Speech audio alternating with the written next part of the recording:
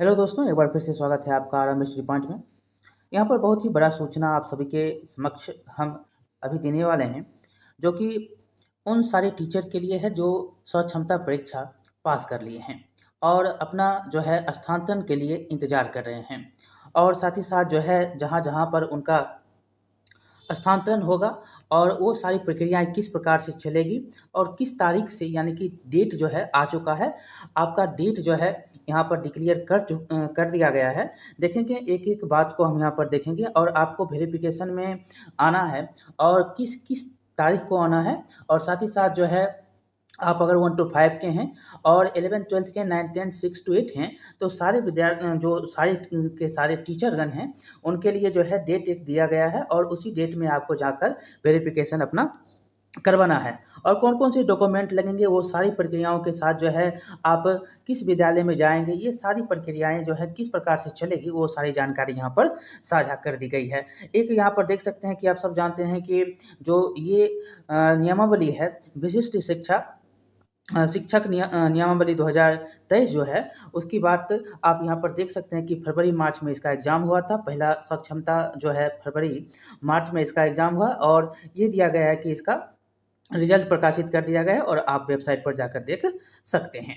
अब देखिए यहाँ पर एक बात है कि सभी शिक्षक अभ्यर्थी अपने परिणाम के अतिरिक्त यह भी देख सकते हैं कि उन्हें नियुक्ति हेतु कौन-सा जिला आवंटित किया गया है। आप सब जानते हैं कि जो जिला आप दिए थे लेकर किन्हीं-किन्हीं को वो जिला नहीं मिला है, तब पर भी आप अपने जिला को देख सकते हैं। और सभी संबंधित अभ्यर्थी को वेरिफ़िकेशन हेतु जो है उपस्थित होना है। अब देखिए सभी अनुशंसित जो भी शिक्षक हैं, पुस्तकालयाध्यक्ष हैं, सभी के सभी जो हैं यहाँ पर क्या करेंगे, जहाँ पर डीआरसीसी है, तो वहाँ पर आवंटित जिला में डीआरसीसी में जाएँगे और वहाँ पर वेरिफ़िकेशन करवाएँगे। जो निर्धारित तिथि दिया गया है, वो तिथि में आप जाएँगे और जो है वेरिफ़िकेशन करवाएँगे।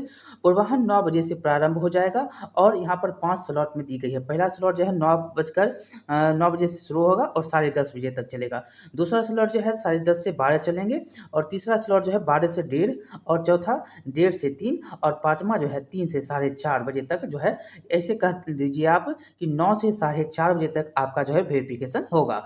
अब देखिए यहाँ पर डेट दिया गया है, डेट में वेरिफ़िकेशन में आप जो है शिक्षक की कोटि और दिनांक दिया गया है, तो आप देख सकते हैं कि उच्च माध्यमिक शिक्षक और पुस्तकालयाध्यक्ष जो हैं, वो 1 तारीख, यानी कि 1 तारीख से लगातार 1/8/2024, ये 1/8/2024 को आएँगे। माध्यमिक शिक्षक के जो हैं, वो आएँगे 2/8/2024 को और स्नातक कोटि के सभी विषय के जो शिक्षक होंगे, वो आएँगे आपको 3/8/2024 को और जो मूल कोटि की उर्दू, बांग्ला शारीरिक शिक्षक हैं, वो आएँगे 5/8/2024 को और मूल कोटि के सामान्य शिक्षक जो हैं, वो आएँगे 6/8/2024 को। आप इस प्रकार से समझ सकते हैं कि 1 टू 5 का जो है, वह 6/8/2024 को है। मूल कोटि के जो भी उर्दू, बांग्ला और शारीरिक में शिक्षक आते हैं, वो 5/8/2024 को आएँगे और जो स्नातक कोटि की सभी विषय के, यानी कि जो 6 टू 8 के हैं, वो आएँगे 3/8/2024 को और माध्यमिक यानी कि 9th-10th के जो टीचरगण हैं, वो 2/8/2024 को आएँगे और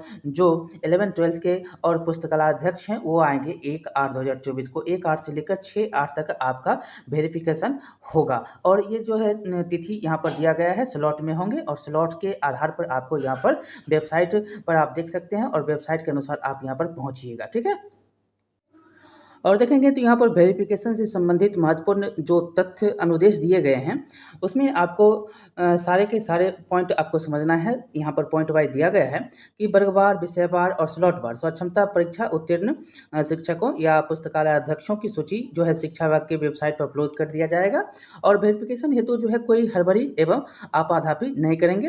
वेरिफ़िकेशन की तिथि का जो है अनुशंसित अभ्यर्थियों की वरीयता से कोई संबंध नहीं है। इनकी जो है वरीयता विद्यालय में योगदान की तिथि के आधार पर निर्धारित होगी और संबंधित अभ्यर्थी जो हैं वेरिफ़िकेशन स्थल पर निर्धारित समय अनुसार पहुंचकर वेरिफ़िकेशन करवाएँगे और वेरिफ़िकेशन के समय जो है वही शिक्षक अभ्यर्थी उपस्थित होंगे जिनका स्लॉट निर्धारित है, यहाँ पर निर्धारित होगा। ठीक है? पहले ही स्लॉट दे दिया जाएगा और जो है उस आधार पर आपका काम होगा। यहाँ पर देख सकते हैं टाइम स्लॉट के अनुसार जो है काउंटर पर अभ्यर्थी का नाम खुलेगा। यहाँ पर स्लॉट के अनुसार जो है आपका वहाँ पर काउंटर में आपका नाम खुलेगा और आप अपना वेरिफ़िकेशन करवाएँगे। उसमें आपको क्या लेकर जाना है देखेंगे तो यहाँ पर वेरिफ़िकेशन स्थल पर अभ्यर्थी अपने आधार कार्ड एवं इसके साथ जो है रजिस्टर्ड मोबाइल नंबर के साथ आएँगे, जिस पर जो है एसएमएस जाएगा और ई शिक्षा कोष मोबाइल ऐप के माध्यम से जो है टाइम स्लॉट की सूचना दे दी जाएगी, ठीक है? तो ई-शिक्षा मोबाइल कोर्स के अनुसार जो है आपको किस टाइम स्लॉट में आपको पहुँचना है, वो सारी जानकारी आपको दी जाएगी।